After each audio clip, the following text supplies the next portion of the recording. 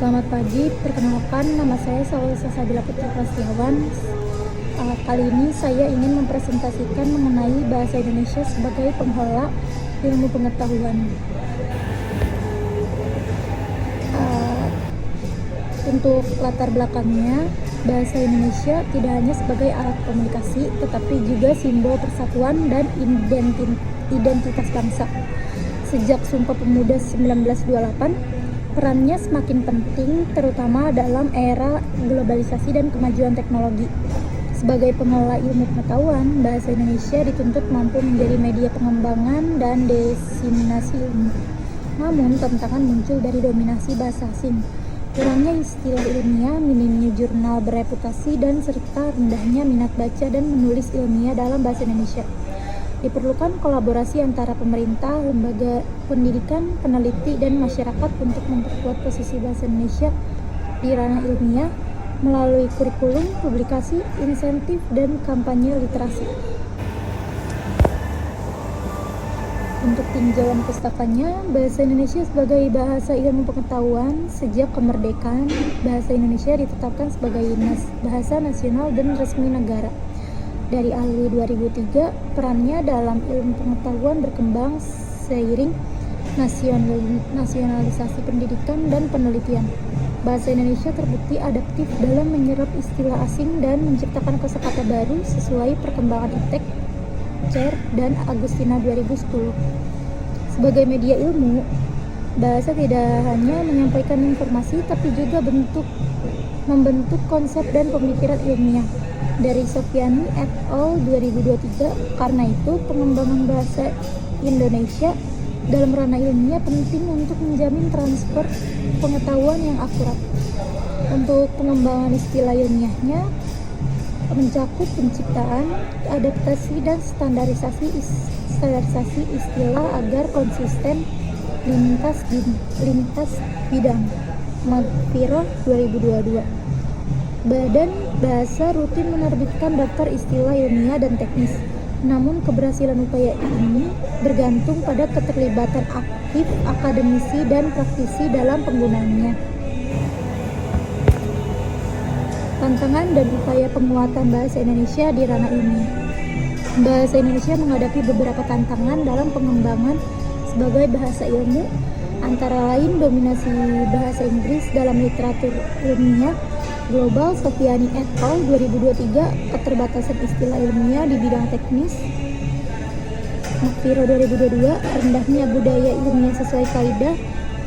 Riebel 1978, serta minimnya pelatihan penulisan ilmiah.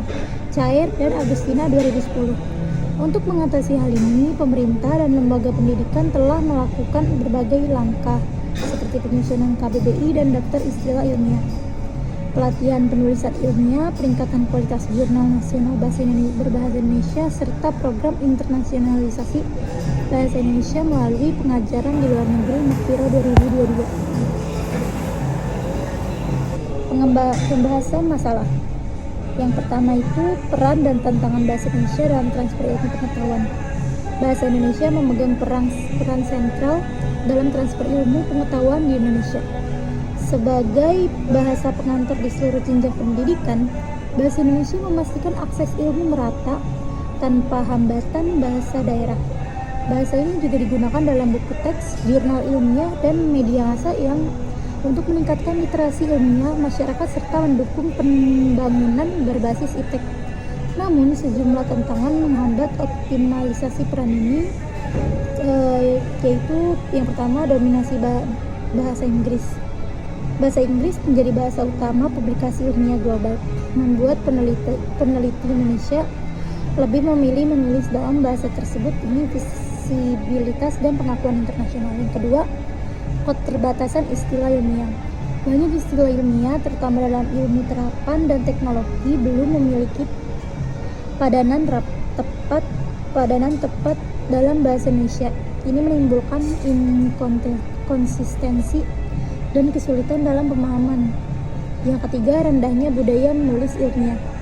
Kualitas penulisan ilmiah dalam bahasa Indonesia masih rendah, baik dari segi struktur bahasa maupun metodologi. Hal ini dipengaruhi minimnya kesadaran dan keterampilan menulis akademik yang sesuai kaidah.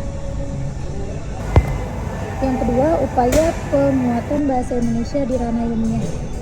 Penguatan bahasa Indonesia sebagai bahasa ilmu pengetahuan dilakukan melalui berbagai langkah strategis. Pemerintah khususnya Badan Bahasa terus mengembangkan dan menstandarisasi istilah ilmiah dengan melibatkan pakar lintas disiplin. Di sisi lain, perguruan tinggi didorong untuk menyelenggarakan pelatihan penulisan ilmiah bagi dosen dan mahasiswa melalui workshop, seminar, dan mata kuliah khusus. Peningkatan kualitas dan kuantitas jurnal ilmiah nasional yang menjadi prioritas, diperlukan sistem peer review yang ketat dan proses editorial profesional, serta pemberian insentif kepada penulis dan penerbit.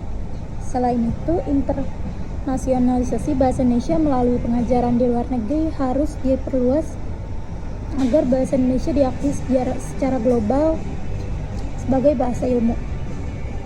Pemanfaatan teknologi digital seperti platform jurnal elektronik, e-learning, dan aplikasi kamus ilmiah turut mendukung penyebaran dan akses pengetahuan berbahasa Indonesia secara lebih luas.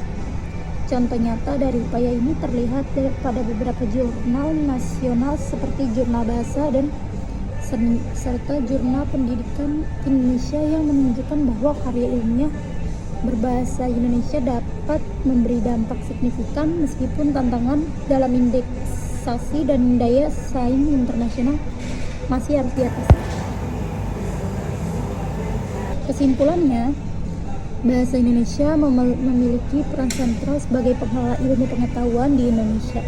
Sebagai bahasa pengantar pendidikan dan media komunikasi ilmiah, bahasa Indonesia memungkinkan transfer ilmu pengetahuan yang merata dan inklusif. Namun, bahasa Indonesia menghadapi tantangan serius seperti dominasi bahasa asing, keterbatasan istilah ilmiah, rendahnya budaya menulis ilmiah, dan kurangnya pelatihan penulisan ilmiah, kompleksitas subsidi dalam perdagangan internasional. Untuk beberapa saran yang saya rangkum seperti berikut. Yang pertama, pemerintah dan lembaga bahasa perlu memperkuat pengembangan dan standarisasi istilah ilmiah dalam bahasa Indonesia. Yang kedua, perguruan tinggi harus meningkatkan pelatihan penulisan ilmiah dalam bahasa Indonesia bagi mahasiswa dan dosen. Yang ketiga, diperlukan dukungan kebijakan untuk meningkatkan kualitas dan kuantitas jurnal ilmiah berbahasa Indonesia agar dapat bersaing secara global.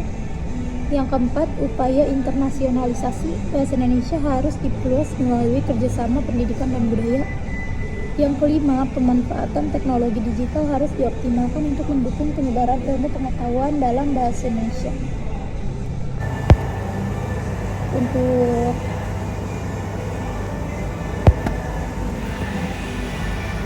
Untuk presentasi kali ini saya akhiri, kurang lebihnya mohon maaf. Terima kasih semuanya.